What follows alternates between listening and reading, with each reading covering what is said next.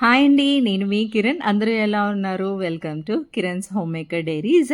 ఈరోజైతే మాకు ఈ వీడియో అయితే మాకు వెల్ఫేర్ మీటింగ్ ఉన్నప్పుడు నా డే ఎలా ఉంటుంది అనేది ఇక్కడ చూపిస్తాను. అంటే అన్నీ కాదు, లైక్ జస్ట్ నార్మల్‌గా ఏం కుక్ చేస్తానో సింపుల్‌గా అండ్ త్వరగా వెళ్ళిపోవాలి అని చెప్పేసి. అండ్ అలానే ఈ రోజైతే ఈ వెల్ఫేర్ మీటింగ్‌లో నేనే ఎంసీ చేస్తున్నాను. అంటే లైక్ యాంకరింగ్ చేస్తున్నాను. సో, అందుకని చెప్పి స్క్రిప్ట్ రాసుకోవడం, స్క్రిప్ట్ రెడీ చేసుకొని అక్కడ చెప్పడానికి ప్రిపేర్ అవ్వాలి కదా. సో అందుకని చెప్పి నేనైతే సింపుల్గా అండ్ హెల్తీగా వంట రెడీ చేసుకొని వెళ్ళిపోతాను అనమాట. సో ఇక్కడైతే మాకు సర్వ్ చేసే స్నాక్స్ అవి.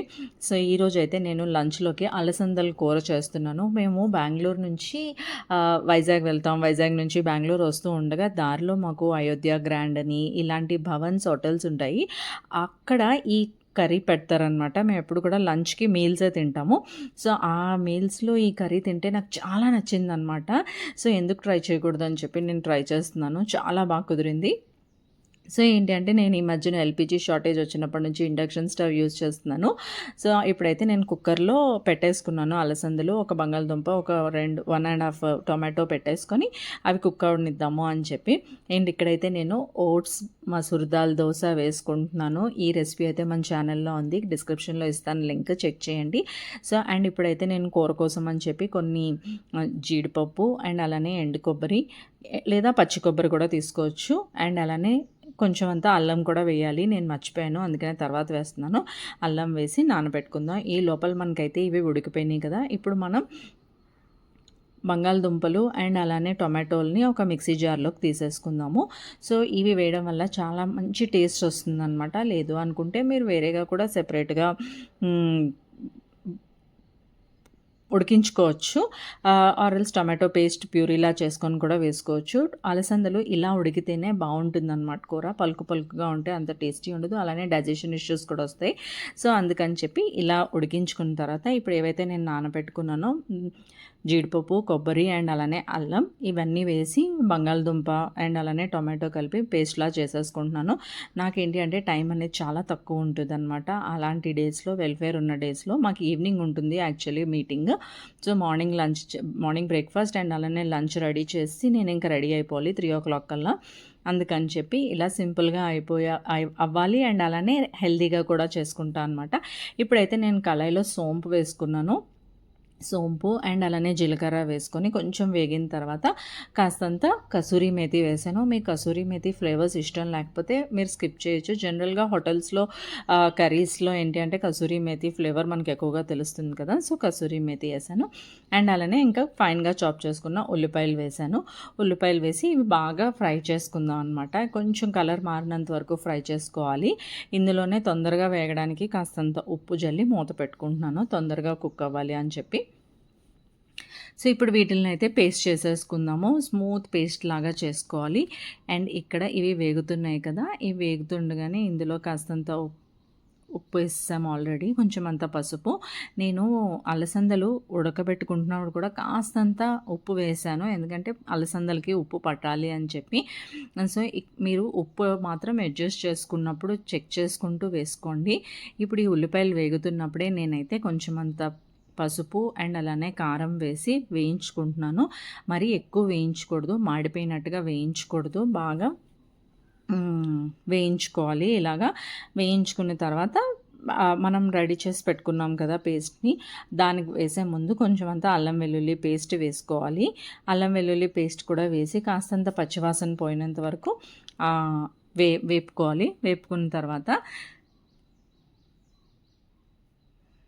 సో మాకైతే వెల్ఫేర్ మీటింగ్ ఉన్నది అని అన్నప్పుడు చాలా ఎంతూజియాస్టిక్గా ఉంటాం అనమాట. ఏంటంటే మంత్లీ వన్స్ అందరం కలుస్తూ ఉంటాం కదా. సో చాలా హ్యాపీగా ఉంటుంది, ఒక రిఫ్రెష్మెంట్లా ఉంటుందన్నమాట. వెల్ఫేర్ అంటే జస్ట్ ఏమీ లేదు, జస్ట్ ఒక గెట్ టుగెదర్ లాగా. ఎవరికైనా ఏమైనా ప్రాబ్లమ్స్ ఉంటే మనం చెప్పుకోవచ్చు. అండ్ అలానే మనకు తెలియని ఎన్నో విషయాల్ని అక్కడికి వెళ్తే తెలుసుకోవచ్చు అనమాట. సో అవన్నీ కూడా మనకి అక్కడ చెప్తారు. అంటే ఫౌజీ లైఫ్ కోసం మనకి ఇంకా ఏమేమి కావాలి, ఏమేమి తెలుసుకోవాలి అనేవి అన్ని విషయాలు కూడా అక్కడ మనం తెలుసుకోవచ్చును. రైట్ ఫ్రమ్ మనకి నాకు మ్యారేజ్ అయినప్పటి నుంచి కూడా ఎవ్రీ మంత్ హస్బెండ్తో ఉన్నప్పుడు ఎవ్రీ మంత్ కూడా వెల్ఫేర్ మీటింగ్ అనేది జరుగుతూ ఉంటుంది. సో ఎన్నో విషయాలు తెలుసుకుంటూ ఉంటాం. మన హస్బెండ్ చెప్పలేని విషయాలు కూడా అక్కడికి వెళ్తే తెలుస్తూ ఉంటాయి అన్నమాట. లైక్ శాలరీ పేమెంట్స్ కోసం కానీ ఏదైనా కూడా. సో, చాలా బావుంటుంది. అలా అని హస్బెండ్స్ ఎవరు దాయరు, అన్నీ చెప్తారు. సో, బట్ తెలుసుకోవచ్చు. చాలా ఇంట్రెస్టింగ్‌గా ఉంటుంది వెల్ఫేర్ మీటింగ్స్ అనేవి. అది ఒక సరదాగా ఉంటుంది. అందరం కలుస్తాం కదా! సో, ఇప్పుడైతే నేను మనం పేస్ట్ చేసి ఉంచుకున్న ఆ పేస్ట్‌ని కూడా వేసేసాను.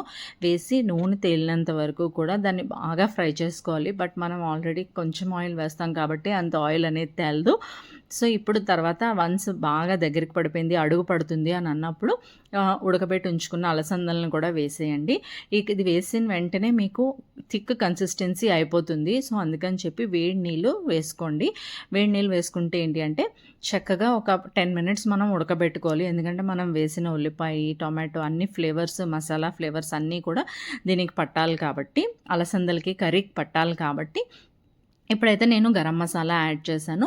యాడ్ చేసి ఇవన్నీ బాగా కలుపుకొని థిక్ కన్సిస్టెన్సీ కొంచెం వేడి నీళ్ళు వేసిన తర్వాత ఉండదు. సో, మూత పెట్టి బాగా మగ్గించేసుకోవడమే. మూత పెట్టి మగ్గించేసుకొని ఒక 10 మినిట్స్ సిమ్‌లో ఉడకనివ్వండి. మధ్య మధ్యలో కలుపుతూ ఉండాలి. ఎందుకు అంటే కిందన అడుగు పడుతుంది. మనం పచ్చి కొబ్బరి వేసాం కదా! అండ్ అలానే జీడిపప్పు వేయడం వల్ల ఏంటి అంటే తొందరగా దగ్గరికి అయిపోతూ ఉంటుంది. ఇలా ఈ కన్సిస్టెన్సీ వచ్చినప్పుడు మీరు స్టవ్ ఆఫ్ చేసేసుకోవచ్చు కొత్తిమీర వేసుకొని. ఇది చపాతీతో తినొచ్చు, చపాతీతో తినొచ్చు, జీరా రైస్‌తో తినొచ్చు, రైస్‌తో తినొచ్చు. చాలా బావుంటుంది. మేమైతే దీన్ని రైస్‌తో తినేసాము. సింపుల్‌గా ఆ రోజు రైస్ వండేసాను, ఈ కూర వండేసాను. తినేసామనమాట. చాలా బావుంటుంది. సో, డెఫినెట్‌గా ట్రై చేయండి.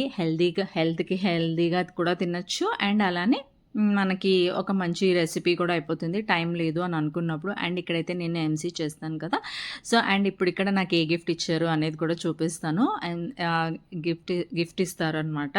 ఏ ప్రోగ్రామ్ చేసినా కూడా గిఫ్ట్ అనేది ఆర్మీ వెల్ఫేర్ మీటింగ్స్‌లో కంపల్సరీగా ఇస్తారు. సో, నాకైతే గిఫ్ట్స్ ఓపెన్ చేయడం అంటే చాలా ఇష్టం అనమాట. గిఫ్ట్ తీసుకునే దానికన్నా గిఫ్ట్ ఓపెన్ చేయడం అంటే చాలా ఇష్టం. సో, ఇక్కడ నాకేమి ఇచ్చారు అనేది చూపిస్తాను మీ అందరికీ కూడా. సో, చాలా బావుంటాయి వెల్ఫేర్స్ అంటే మాత్రం. వెల్ఫేర్ డే కూడా మా ఇంట్లో ఉండే హంగామా కూడా చాలా బావుంటుంది. ఏ శారీ కట్టుకోవాలి, ఎలా రెడీ అవ్వాలి, ఏంటి అని చాలా ఉంటాయి. ఈ శారీ మీరు చూసినట్టయితే నా షాపింగ్ వీడియోలో తప్పకుండా కమెంట్ చేయండి. యెస్ చూసాము అని. సో, ఈ శారీ నాకు ఎలా ఉంది అనేది కూడా కమెంట్ చేయడం మర్చిపోవద్దు. సో, ఇక్కడైతే నాకు బోరోసిల్ గ్లాస్ బౌల్ లాంటిది ఇచ్చారనమాట. బౌల్ కాదు, ఇది ఓవెల్ షేప్‌లో ఉంది. మనం డెజర్ట్స్ అవి చేసుకోవడానికి, ఓవెన్‌లో పెట్టుకోవడానికి కూడా యూస్ అవుతుంది. చాలా బావుంది. సో, ఇవైతే క్యాంటీన్‌లోనే తీసుకుంటారనుకుంటా. సో, ఇది బోరోసిల్‌ది. ఇది గిఫ్ట్ వచ్చింది. లాస్ట్ మంత్ కూడా నేను వెల్ఫేర్ ఎంసీ చేశాను. అప్పుడు కూడా నాకు విత్ లిడ్ బౌల్ వచ్చింది. ఇప్పుడు దీనికి లిడ్ ఏమీ లేదు. ఇలాంటి బౌల్ లాంటిది వచ్చిందనమాట. ఓవెల్ షేప్‌లో డెజర్ట్స్ చేసుకోవచ్చు. స్వీట్స్ ఏమైనా చేసి సర్వ్ చేసుకోవడానికి కూడా చాలా బావుంటుంది. సో, ఇది. అండ్ అలానే ఇంకిక్కడ మా ఫ్రెండ్స్‌తో కలిసి దిగిన కొన్ని ఫొటోస్‌ని అయితే మీ అందరితో షేర్ చేస్తున్నాను. ఇదైతే ఇవాల్టి వ్లాగ్. సో, వెల్ఫేర్ మీటింగ్స్ ఉన్నప్పుడు నా డే ఎలా ఉంటుంది అనేది.